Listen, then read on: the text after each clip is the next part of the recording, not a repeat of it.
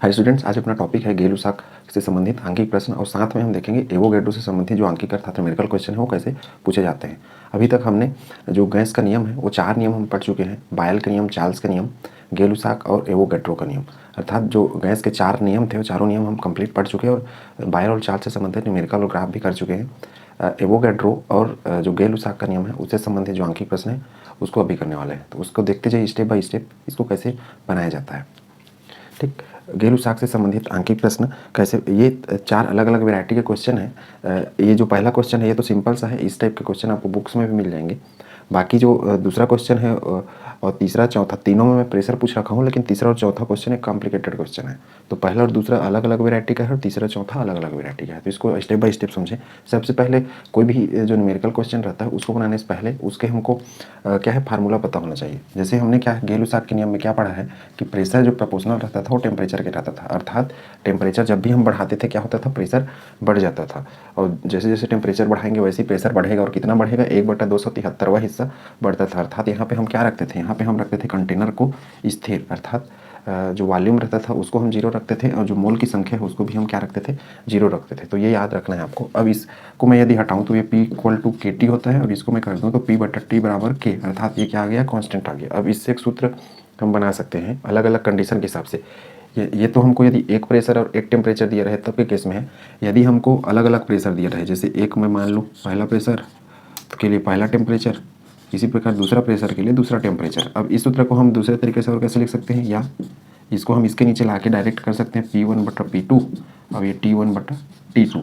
ये जो T है ये केल्विन का टेम्परेचर रहेगा, तो ये याद रखना है। और केल्विन टेम्परेचर हमने पढ़ रखा है कि T = T degree Celsius plus 273। इसको जोड़ते थे तो जो सेल्सियस में डाटा था वो किस में, केल्विन में कन्वर्ट हो जाता था। और यदि मुझे सेल्सियस में कोई चीज़ को कन्वर्ट करना है किस में से, केल्विन से, तो हम क्या करते थे, T-273 कर देते थे। अर्थात ये देखिए सेल्सियस, और इसको इसके साथ मैंने इसको पक्षांतर करके इधर भेज दिया। ठीक है, तो इस तरीके से हम कन्वर्ट कर पाएंगे। तो उम्मीद है चीज़ें आपने सीख ली होंगी। तो ये फार्मूला आपको याद रखना पड़ेगा। मुख्य रूप से ये चीज़, इसी के आधार पर ये फार्मूला बनता है। दोनों कोई भी फार्मूला यूज़ कर सकते हैं, दोनों अपने जगह अच्छा सही है। P/T लेंगे तो इस टाइप से हो जाएगा और P = KT लेते हैं तो इस तरीके से बन जाता है फार्मूला। अब देखिए पहला क्वेश्चन मैं कर रहा हूँ। 600 टार दाब और 27 डिग्री सेल्सियस ताप पर एक गैस निश्चित आयतन घेरता है। यदि दाब को कम करके 500 टार कर दिया जाए तब किस ताप पर आयतन निश्चित होगा। ठीक, अर्थात देखिए यहाँ पे आयतन निश्चित लिखा है, इससे हम पहचान पाएंगे कि ये जो अपना नियम है वो किसके नियम पे लागू हो रहा है, गेलुसाक का जो नियम है उसके, जिसको एमस्टोन लॉ भी कहते थे। अब उस आधार पर यदि हम देखें तो जो सबसे पहले आ रहा है लाइन उसमें जो प्रेशर लिखा है 600 टार, तो उसको मैं क्या मान लूँगा, उसको मैं मान लूँगा P1 = क्या मानूंगा, 600 टार। ये प्रेशर हो गया। टेम्परेचर यदि मैं बात करूं तो T1, क्योंकि पहली बार आ रहा है टेम्परेचर 27 डिग्री सेल्सियस, तो ये 27 डिग्री सेल्सियस है। लेकिन जो T होता है कैपिटल T, इसका यूनिट केल्विन होता है। तो मैं क्या करूँगा, 27 + 273 इसको जोड़ूंगा तो इस तरीके से ये क्या आ जाएगा, 300 केल्विन। तो इस चीज़ का उपयोग करना है, सेल्सियस का उपयोग नहीं करना है। सेल्सियस उपयोग करेंगे तो आंसर हमेशा गलत आएगा, ये याद रखें। तो ये तो हो गया P1 और हो गया T1 पर एक गैस निश्चित आयतन घेरता है। यदि दाब को कम कर दिया जाए, अर्थात इसको हम कम कर रहे हैं, तो कितना कर दिया हमने, P2 का मान हो गया ये 500 टार। टार प्रेशर की यूनिट है, प्रेशर का यूनिट कन्वर्जन आपको सिखाया गया है कैसे करते हैं। अर्थात देखिए 1 ATM बराबर कितना होता था, 760 mm Hg, 76 सेंटीमीटर Hg 1 बार, इस तरीके से। तो इन चीज़ों को याद रखें आप, यूनिट कन्वर्जन, क्योंकि कभी कभी क्या होता है किसी में प्रेशर पूछ देता है, ATM में दे देगा, उसको बार में लिखिए ऐसा करके, या फिर mm Hg के रूप में लिखिए। तो इस तरीके से आपको लिखना पड़ेगा। ठीक, मतलब जो भी डाटा आया रहेगा उसके साथ इधर जो यूनिट कन्वर्जन है उनके गुणा करके। ठीक है, तो वहाँ पे हम नहीं जाएंगे, अभी फिलहाल इस क्वेश्चन को करते हैं।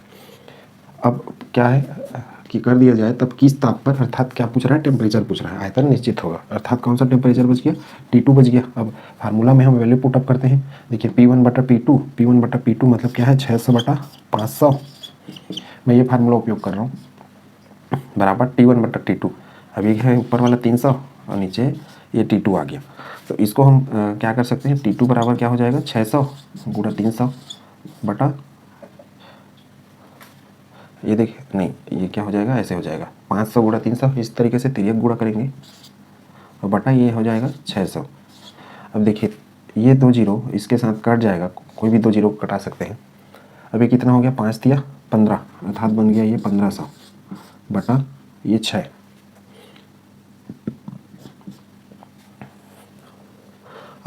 इसको भाग देंगे तो क्या आएगा, ये हो गया 6 दूनी 12 और ठीक 6 दूनी 12 हो गया, उसके बाद 3 बचा तो 30, तो 6 पंची 30 और 6 शून्य शून्य, ठीक 25 छक्का, ठीक 250 चौकी 1000, 250 छक्का 1500। चूँकि किस में है डाटा, जो टेम्परेचर रहता है उसका, देखिए पहले यूनिट किस में था, सेल्सियस में, लेकिन हमको उसको केल्विन में कन्वर्ट करना है, तो ये जो डाटा आ रहा है वास्तव में किस में आ रहा है, केल्विन में, ये हमारा उत्तर है। लेकिन इसमें कभी कभी क्या होता है कि ताप में सेंटीग्रेड बोल देता है, तो सेल्सियस में इसको हम कैसे कन्वर्ट करेंगे, देखिए ये हमारा सूत्र है सेल्सियस में कन्वर्ट करने वाला, जो कि हम इसके पहले 412 में भी कर चुके हैं। T degree Celsius equal to क्या करेंगे, ये टेम्परेचर 250 ऋण 273 कितना है, ये -23, ये हो गया डिग्री सेल्सियस। तो ये भी हमारा आंसर है, अर्थात जो ऑप्शन वाले क्वेश्चन है उसमें यदि केल्विन दिया है तो ये सही है, सेल्सियस दिया है तो ये सही है, आंसर दोनों सही है। ठीक, तो उम्मीद है दोनों चीज़ें ये चीज़ें आपने बनाना सीख लिया होगा, इसको नोट करिए, उसके बाद बाकी के जो क्वेश्चन है उसको करते हैं। कर रहे हैं। दूसरा क्वेश्चन क्या है, 255 केल्विन ताप पर आर्गन का दाब 234 किलो पास्कल है, यदि ताप में परिवर्तन के बाद यह 100 केल्विन हो जाए तब नया दाब क्या होगा। अर्थात यहाँ पे क्या पूछ रहा है, यहाँ पे पूछ रहा है प्रेशर। ठीक है, अब यहाँ पे देखिए कहीं पर आयतन स्थिर नहीं दिया है, तो हम कैसे पहचानेंगे इसको, तो हम इस डाटा के हिसाब से पहचानेंगे। जैसे देखिए ताप दे दिया, यहाँ पे एक दाब दे दिया, उसके बाद फिर ताप दिया, तो टेम्परेचर और प्रेशर का रिलेशन सिर्फ गेलुसाक के नियम में होता है। तो इस तरीके से थोड़ा सा अंडरस्टैंडिंग के साथ वो चीज़ पता करना पड़ेगा, अर्थात इसको प्रैक्टिस करने की बहुत आवश्यकता पड़ेगी। ठीक, अब ये P समानुपाती T, अर्थात हमने P1/P2 इक्वल टू T1/T2 ये फार्मूला था अपना, ये दूसरा क्वेश्चन के हिसाब से। अब देखिए इस फार्मूला में हम P1 अर्थात देखिए सबसे पहले ये दे दिया टेम्परेचर अर्थात T1 मान लेंगे, शुरुआत में दे दिया, इसके बाद आ गया ये प्रेशर, तो उसको हम क्या मान लेंगे P1, कितना दिया है 234 किलो पास्कल। अगला T1 यदि देखें तो ये टेम्परेचर 255 केल्विन। ठीक, इसमें केल्विन में पहले से दे दिया है, उसमें सेल्सियस में था तो उसको हम केल्विन में कन्वर्ट कर रहे थे, यहाँ पे हमको कन्वर्ट नहीं करना पड़ेगा। तो देखिए P2, यदि ताप में परिवर्तन के बाद यह 100 केल्विन हो तो नया दाब, ये दाब जो प्रेशर है ये याद करना है हमको, और ये T2 क्या है 100 केल्विन। ठीक, तो उम्मीद है यहाँ तक आपने सीख लिया होगा। P2 मतलब ये नया दाब लिखा है, इसलिए मैं P2 को छोड़ दिया। ठीक, आप इसको एक साइड भी रख सकते थे P1 P2 जैसे हमने इसके पहले किया वैसे ही। अब देखिए 234 बटा ये P2 हमको पता करना है, T1 255 और ये T2 100। अब P2 पता करेंगे तो कैसे करेंगे, 234 गुणित 100 बटा 255। तो इस तरीके से जब हम इसका कैलकुलेशन करेंगे तो यहाँ पे हमारा मान आएगा किसका, प्रेशर का, और किस में आएगा, चूँकि पहला प्रेशर किस में है, किलो पास्कल में, तो ये प्रेशर भी हमको क्या मिलेगा, किलो पास्कल यूनिट में। तो उम्मीद है चीज़ आपने समझ लिया होगा, इसको नोट करिए, फिर तीसरा और चौथा क्वेश्चन बनाना सीखते हैं। इसमें लिखा एक गैस के सेल्सियस ताप को कम करके आधा कर दिया गया।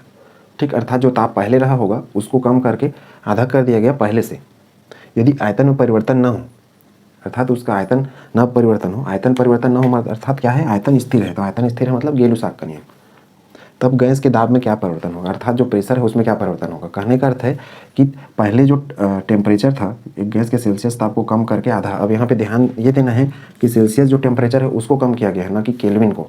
तो जैसा क्वेश्चन हो वैसे ही हमको आंसर ही बनाना पड़ेगा, करके आधा किया गया, यदि आयतन में परिवर्तन ना हो तब गैस के दाब में क्या परिवर्तन होगा, अर्थात शुरू में जो टेम्परेचर था उसको कम करके आधा किया गया सेल्सियस वाले को, और जो वॉल्यूम में ना परिवर्तन हो, अर्थात वॉल्यूम स्थिर है तो गेलुसाक का नियम लगेगा, तब गैस के दाब में क्या परिवर्तन होगा, अर्थात दाब जो पहले था वो पहले वाले टेम्परेचर में था, अब यदि हमने टेम्परेचर को आधा कर दिया तो जो हमारा नया प्रेशर है वो क्या होगा, ये पूछ रहा है। ठीक, अब इसको बनाना सीखते हैं, कैसे बनाएंगे। देखिए सबसे पहले तो हमारा यही सूत्र P1/P2 इक्वल टू T1/T2। अब देखिए एक गैस के सेल्सियस ताप को कम करके आधा किया गया है।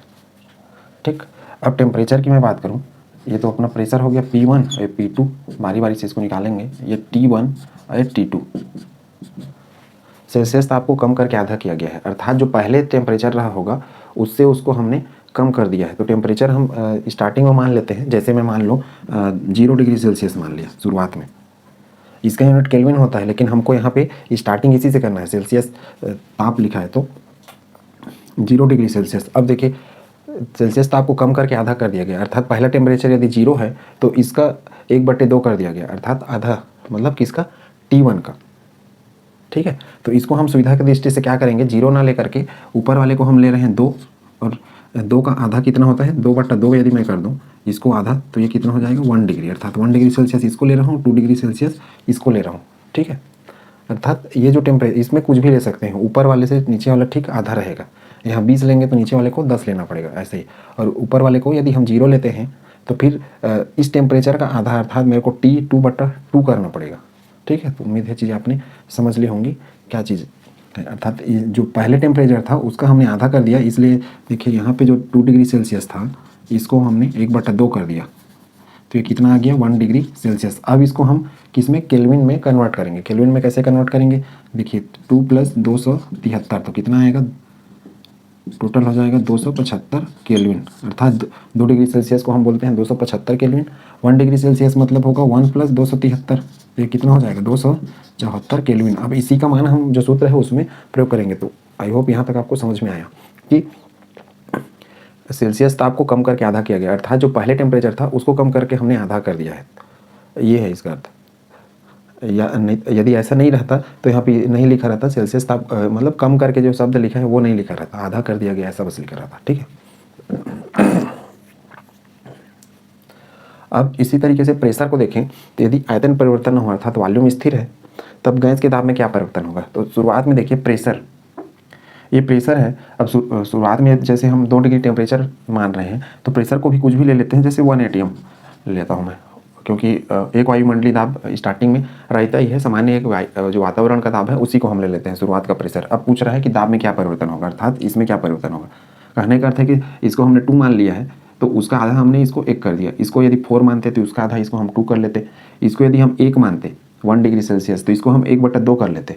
लेकिन होता क्या उसमें, इसको हम यदि 1/2 डिग्री सेल्सियस करते तो हमको इस कैलकुलेशन में बहुत जोड़ घटा वाला काम करना पड़ता है, अर्थात मैं ऐसे करता 1/2 × 200 मतलब प्लस 273, फिर इसका ऐसा गुणा भाग करना पड़ता है, तो बटा के रूप में आता है, वो जो बड़ा कॉम्प्लिकेटेड हो जाता है और कैलकुलेशन करना, इसलिए हमने ऐसा कर दिया, क्योंकि उत्तर हम ऊपर वाले का जस्ट नीचे को आधा रखेंगे तो उत्तर आएगा ही चाहे कुछ भी है, ठीक है।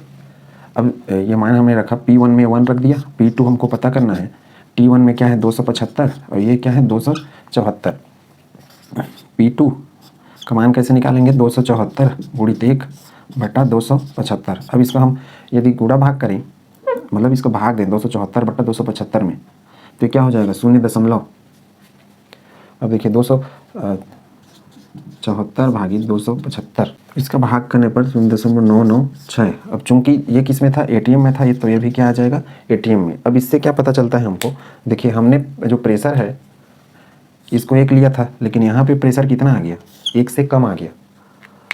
यहाँ पे टेम्परेचर 2 था और टेम्परेचर को हमने आधा कर दिया तो 1 हो गया, अर्थात टेम्परेचर को हमने अधिक से कम कर दिया, तो उसी प्रकार से जो प्रेशर अधिक था वो भी क्या हो गया, कम हो गया। अर्थात उत्तर हम क्या लिख सकते हैं, दाब में क्या परिवर्तन हुआ, दाब कम हो गया, दाब कम हो गया। अब ये कैसे हमको पता चला, ये हमको इस डाटा से पता चला, अर्थात यहाँ पे जो आंकड़ा है वो कम आ गया, इसलिए जो प्रेशर है वो कम हो गया। तो इसमें क्वेश्चन प्रेशर पे क्या फर्क पड़ गया, क्या परिवर्तन होगा ये दिया गया है, तो ये कम हो गया, ये इसका अर्थ है। और क्या परिवर्तन होगा इसके लिए हम क्या कर सकते हैं, ये जो 1 है इसमें हम del P = 1 - 0.996 ऐसा कर सकते हैं। इसको घटा देंगे तो क्या आ जाएगा, 1 में देखिए 0.9,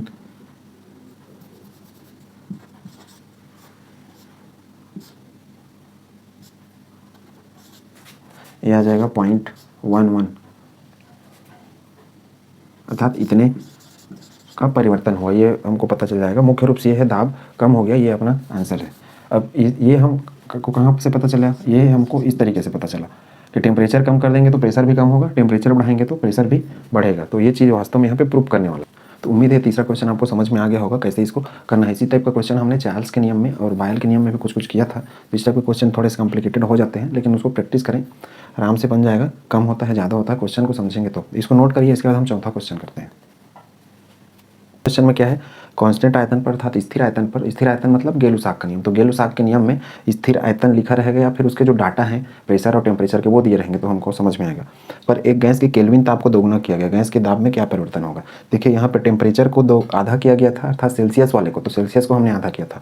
यहाँ पे लिखा है स्पष्ट केल्विन ताप को दोगुना, यदि यहाँ सेल्सियस लिखा रहता तो सेल्सियस को दोगुना करते, केल्विन ताप बोला है तो केल्विन ताप को हमको दोगुना करना पड़ेगा। चौथा क्वेश्चन देखिए, हमारा सूत्र वही है P1 P2 equal to T1/T2। अब P1 ये हो गया P2, ये T1 ये T2। स्थिर आयतन पर एक गैस के केल्विन ताप को दोगुना किया गया, अर्थात जो पहले ताप रहा होगा उसके बाद उसको दोगुना किया गया है। दोगुना किया गया का अर्थ ही यही है कि शुरुआत में अलग ताप रहा होगा, उसके बाद हमने क्या किया, शुरुआत में मतलब एक नॉर्मल टेम्परेचर रहा होगा, उसके बाद हमने उसको डबल कर दिया गया। तो डबल होने से पहले कुछ ना कुछ तो रहा होगा, तो वही है। तो दोगुना कर दिया गया, अर्थात जो हमारा T2 है, चूंकि यहाँ केल्विन ताप दिया है तो केल्विन में ही हम लिखेंगे, सेल्सियस रहता तो सेल्सियस में लिखते, जैसे इसके पहले वाले में हमने सेल्सियस में किया था, उसके बाद हमने उसको केल्विन में कन्वर्ट कर दिया था। तो T2 जैसे मैं मान लो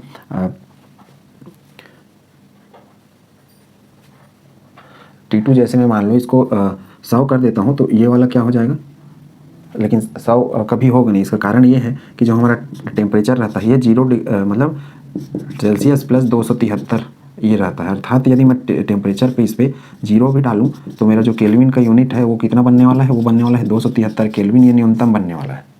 ठीक है, तो इसी के हिसाब से हम लेके चलते हैं कि 273 अर्थात इसको जो शुरुआत का टेम्परेचर है उसको हम 0 डिग्री सेल्सियस मान के चलते हैं, 0 डिग्री सेल्सियस रहा होगा, तब यदि हम माने आगे तो ये क्या हो जाएगा, वास्तव में 0 डिग्री सेल्सियस को जोड़ूंगा तो मैं 273 केल्विन हो जाएगा। अब इस लिखा है कि केल्विन ताप को दोगुना किया गया, अर्थात हमने इस टेम्परेचर को डबल कर दिया जस्ट। तो जस्ट डबल कर दिया तो क्या करूँगा मैं, 273 इंटू 2 कर दूंगा, तो क्या हो जाएगा, ये 6 ये 4 ये क्या हो जाएगा 546, और क्या लिखूंगा साथ में यूनिट केल्विन। अब इसको हम यदि सेल्सियस में भी बदलें तो सेल्सियस में बदलेंगे तो क्या हो जाएगा, ये सेल्सियस में हो जाएगा 273 डिग्री सेल्सियस। उम्मीद है यहाँ तक आपको समझ में आया। सेल्सियस में ऐसे ही कर रहा हूँ अपने हिसाब से, क्योंकि इस यहाँ पे हम 100 या 200 केल्विन नहीं ले सकते। इसका कारण ये है कि न्यूनतम जो केल्विन का यूनिट है वो तो इतना होना ही चाहिए, और 100 या 200 लेते तो भी होता, लेकिन यहाँ पे क्या होता, सब चीज़ निगेटिव अर्थात ऋण में आना स्टार्ट होगा। ठीक है, तो ये हो गया इस 273 केल्विन की। तो इस तरीके से जो शुरू का टेम्परेचर था 0 डिग्री सेल्सियस अर्थात 273 केल्विन, उसके बाद जो टेम्परेचर था उसको हमने बढ़ा दिया जस्ट डबल, अर्थात इसमें मैंने गुणा कर दिया, डबल का अर्थ यही है दोगुना, तो हो गया 546 केल्विन। अब देखिए इसमें क्या लिखा है, गैस के दाब में क्या परिवर्तन होगा, अर्थात शुरुआत में इसका भी कुछ ना कुछ क्या रहा होगा, प्रेशर रहा होगा। तो उस प्रेशर को हम मान लेते हैं 1 atm, जैसे इसके पहले हमने माना। तो अब ये प्रेशर पूछ रहा है इसका क्या होगा, तो सेम वही formula 1/P2 equal to T1 क्या है 273 और ये क्या है 546। अब देखिए इसको मैं 273 एक 273 दूनी ऐसा भी कटा सकते हैं 546। अब ये क्या हो जाएगा 1/P2 बराबर 1/2, अर्थात मैं P2 का लिखूँ तो क्या हो जाएगा 2 × 2, अर्थात ये आ जाएगा डबल। कहने का अर्थ है कि यदि हम टेम्परेचर को डबल कर देते हैं तो जो दाब है वो भी क्या हो जाएगा डबल। कैसे, इस सूत्र से भी ये पता चल जाएगा। देखिए प्रेशर बढ़ाओगे टेम्परेचर बढ़ेगा, टेम्परेचर बढ़ाओगे प्रेशर बढ़ेगा, टेम्परेचर इसको हमने डबल कर दिया दोगुना, तो ये भी क्या होने वाला है दोगुना, जो कि इससे क्या हो रहा है वास्तव में प्रूफ हो रहा है। तो उम्मीद है ये चीज़ें आपने समझ ली होंगी। अर्थात हम क्या लिख सकते हैं, ताप दोगुना करने पर दाब भी दोगुना हो जाता है, गुना हो जाता है। ये 2 आया, इसका अर्थ यही है कि दोगुना हो जाता है। तो उम्मीद है क्वेश्चन आपको समझ में आ गए होंगे, इसको नोट करिए। इसके बाद हम पढ़ेंगे एवोगैड्रो से संबंधित आंकिक प्रश्न। एवोगैड्रो के नियम से संबंधित आंकिक प्रश्न। एवोगैड्रो के नियम से संबंधित आंकिक प्रश्न जो कि सरल टाइप के थे उसको हमने पहले यूनिट में पढ़ रखा है, और उसका लिंक मैं डिस्क्रिप्शन बॉक्स में दे दी रहूँगा, वहाँ से आप वो सरल टाइप के क्वेश्चन हल कर सकते हैं। यहाँ पे थोड़े से कठिन टाइप के क्वेश्चन है वही, लेकिन यहाँ पे थोड़े से फार्मूला अलग है, तो इसको ध्यान से देखें, आपको अच्छे से समझ में आ जाएगा। देखिए सबसे पहले हमने देखा था कि कोई भी न्यूमेरिकल या आंकिक प्रश्न बनाने से पहले उसका फार्मूला महत्वपूर्ण होता है। तो हमने एवोगैड्रो के नियम में क्या देखा है, जो आयतन है वो समानुपाती होता है मोल के, कब, टेम्परेचर और जो प्रेशर है उसको हम कांस्टेंट कर दे तब।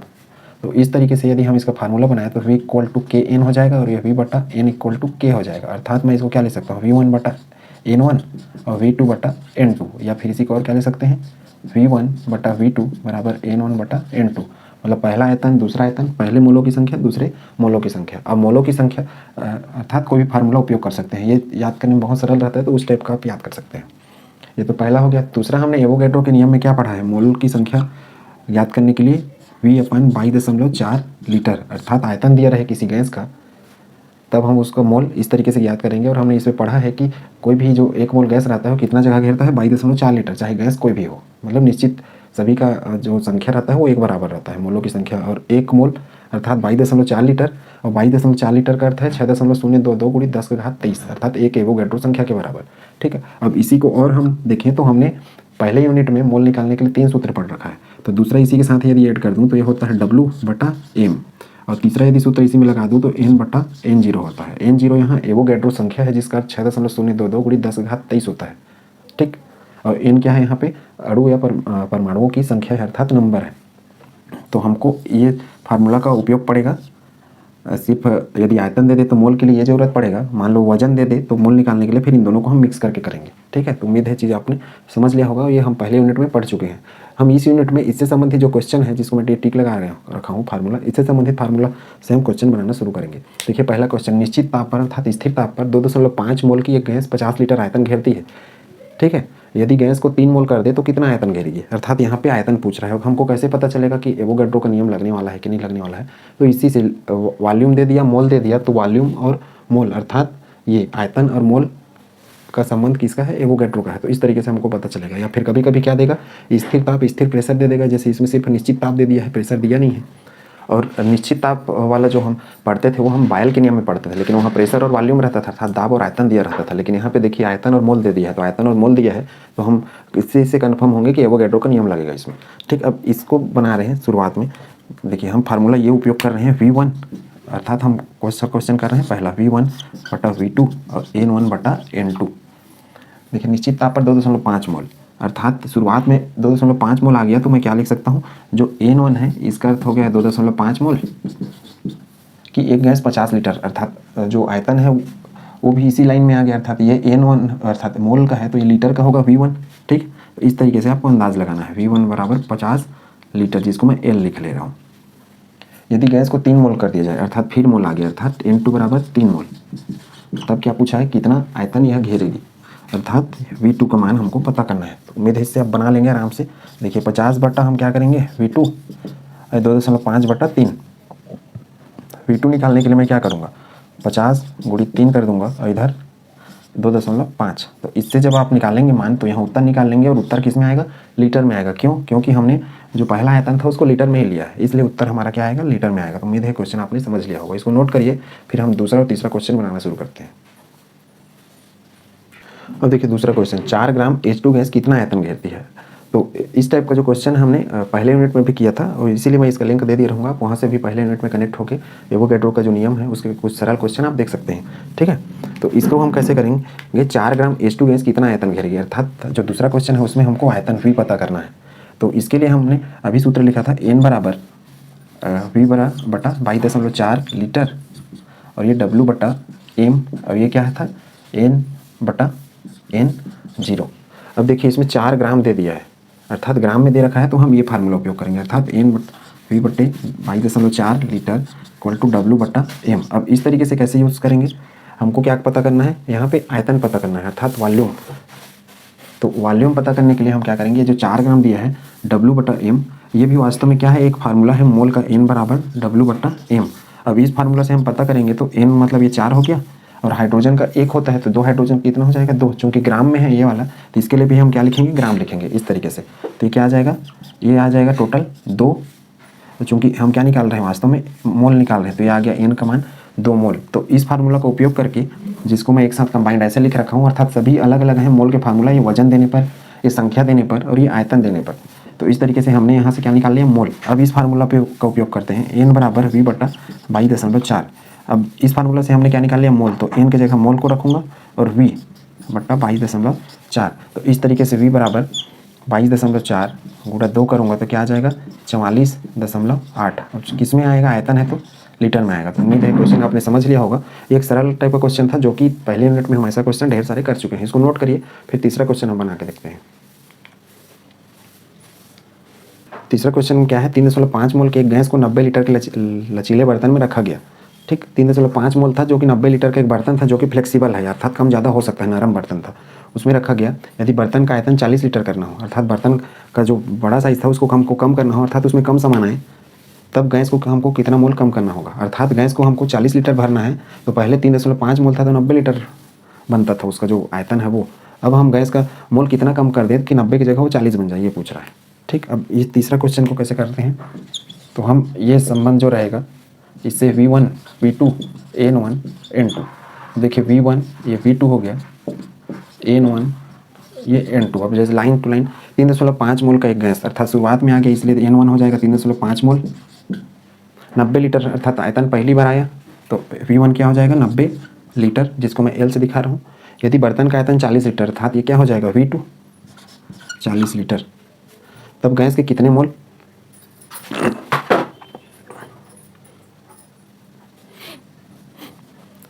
यदि बर्तन का आयतन 40 लीटर करना हो, 40 अर्थात जो आयतन है दूसरी बार आ गया इसलिए 40 लीटर ये आ जाएगा V2, तब गैस के कितने मोल कम करने होंगे अर्थात N2 पूछ रहा है। तो सीधा सा बात है V1 V2 मतलब 90/40, ये फार्मूला मान रखो 3.5 और ये क्या पूछ लिया N2 पूछ दिया। तो N2 पता करने के लिए हम क्या करेंगे, देखिए 40 × 3.5 बटा क्या करूँगा मैं, बटा करूँगा 90।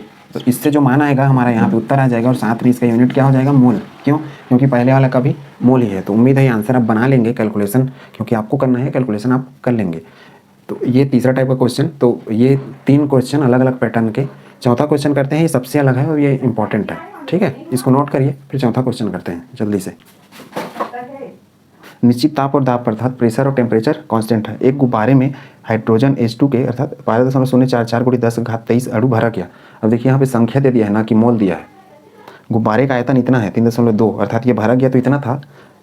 यदि 0.2 मोल और H2 गुब्बारे में भर दें, मतलब जो पहले ये अणु था उसमें जितना मोल रहा होगा उसमें हम ऐड कर रहे हैं, तब उसका आयतन कितना होगा। अब इसको देखिए हम क्या कैसे बनाएंगे इसको। चौथा जो क्वेश्चन है इसमें सबसे पहले तो वही फार्मूला अपना V1 V2 = N1 N2। अब देखिए H2 के 12.044 × 10⁻23 अणु दे दिया है। अब अणु मतलब ये N का मान दे दिया 12.044 × 10⁻23 अणु। अब ये अणु की संख्या दिया है तो इस सूत्र में देखिए हमको मोल का जरूरत पड़ेगा और साथ में आयतन का। तो चूंकि यहाँ पे अणु का संख्या दे दिया, अब साथ में आयतन तो एक ये हो गया हमारा और मोल ये हो गया। तो एक आयतन एक मोल मिल गया, यहाँ पे एक मोल हो गया और एक आयतन हो गया। अब दूसरा आयतन पूछ रहा है तो दूसरा आयतन पूछ रहा है, लेकिन हमको एक मोल पता भी करना रहेगा। तो कैसे पता करेंगे हम, इस तरीके से ये जो अपना फार्मूला था अणु की संख्या वाला, इसके लिए हम N = N/N0 ये फार्मूला का उपयोग करेंगे। पहले यूनिट में जो हमें एवोगैड्रो का संख्या पढ़ा था वहाँ से, तो बिल्कुल उसको सीख लें। N मतलब ये है 12.044 × 10⁻23 बटा N0 होता है 6.022 × 10⁻23 होता है। देखिए इसको कैंसिल आउट कर दें तो इस तरीके से ये बनेगा 2 और लिखूंगा मैं क्या मोल, अर्थात मोल कितना आ गया 2 मोल। अब शुरुआत में चूंकि ये आ गया तो मैं इसके लिए क्या बोल सकता हूँ, जो N1 का मान है हमारा इस सूत्र में, तो N1 का मान क्या हो गया 2 मोल हो गया। अब गुब्बारे का आयतन 3.2 है अर्थात जो V1 है इसका मान क्या है 3.2 और डेसीमीटर क्यूब, अर्थात ऐसा हम लिख सकते हैं V1 = 3.2 डेसीमीटर क्यूब। ठीक, यदि 0.2 मोल और H2 गुब्बारे में भरा जाए, कहने का अर्थ है कि पहले तो 2 मोल था, अब हम इस 2 मोल के साथ और ऐड कर रहे हैं अर्थात 0.2 मोल। उम्मीद है N2 आप समझ रहे होंगे कैसे करना है। इसमें लिखा गया है ना, यदि 0.2 मोल और H2 गुब्बारे में भर दें, मतलब पहले जो था उसमें और हम जोड़ रहे हैं, तो ये क्या हो जाएगा 2 मोल किसका मान N2 का मान, तब उसका आयतन कितना होगा, अर्थात ये जो V2 है इसका मान कितना होगा। तो देखिए ये V1 पता चल गया, N1 पता चलेगा, N2 पता चला। N1 कैसे हमने निकाला है इस तरीके से, अर्थात कभी कभी आपको संख्या दे देगा तो इस तरीके से आपको निकालना पड़ेगा, कभी कभी वजन दे देगा तो इसके पहले हमने हाइड्रोजन वाला जो 4 ग्राम वाला बनाया था उस तरीके से निकालना पड़ेगा मोल। ठीक, अब V1 देखें तो 3.2 बटा V2 हमको पता करना है, N1 क्या है 2 और N2 क्या है 2.2। तो V2 हमको इस सूत्र से पता चल जाएगा कैसे 3.2 × 2.2 बटा 2। तो इस तरीके से कैलकुलेशन करेंगे तो आ जाएगा उत्तर। और उत्तर किस में आएगा बताइए, चूंकि पहला आयतन डेसीमीटर क्यूब में है तो यहाँ पे जो उत्तर आएगा वो भी किस में आएगा डेसीमीटर क्यूब में, लीटर में नहीं आएगा, ये याद रखें। ठीक, तो उम्मीद है आज तक का जो क्वेश्चन था एवोगैड्रो और गेलू-साक से संबंधित आपको समझ में आ गया होगा। उसको प्रैक्टिस करिए, प्रैक्टिस करने से न्यूमेरिकल क्वेश्चन बनते हैं। आज के लिए बस इतना ही। नेक्स्ट टॉपिक में हम मिलेंगे, आदर्श गैस समीकरणों के बारे में पढ़ेंगे, उसके न्यूमेरिकल क्वेश्चन देखेंगे और ग्राफ देखेंगे। अर्थात जो हमने 4 गैस के नियम पढ़े उसी को मिक्स करके हम आइडियल गैस इक्वेशन अर्थात आदर्श गैस समीकरण बनाएंगे। और उसके बाद हम एक नया भी टॉपिक स्टार्ट करने वाले हैं, ऑर्गेनिक केमिस्ट्री का IUPAC नॉमेनक्लेचर। आज के लिए बस इतना ही। Thank you.